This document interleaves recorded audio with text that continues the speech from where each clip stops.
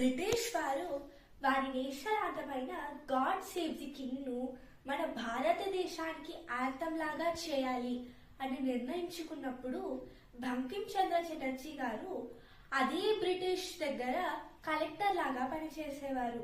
దాంతో ఇది ప్రజల కంటే ముందు ఆయనకు తెలిసింది.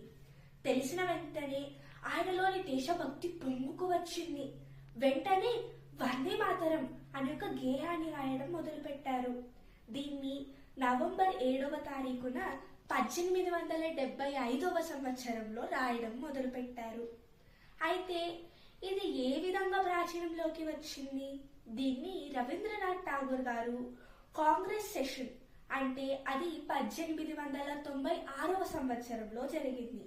దాంట్లో పాటించారు. అప్పుడు అది కొంచెం ప్రాచీనంలోకి వచ్చింది. దాని తర్వాత ఇది 1905వ సంవత్సరం బెంగాల్ డివిజన్ తర్వాత వచ్చిన స్వదేశీ మూమెంట్ మొదలైన తరువాత ఎంతో ప్రాచుర్యం పొందింది. అయితే ఇది బంకిం చంద్ర చటర్జీ గారు మొదలుపెట్టి 150 సంవత్సరాలు కావడం ఈ రోజు ప్రత్యేకత. అందుకే నేను దీనికి నృత్యం చేశాను.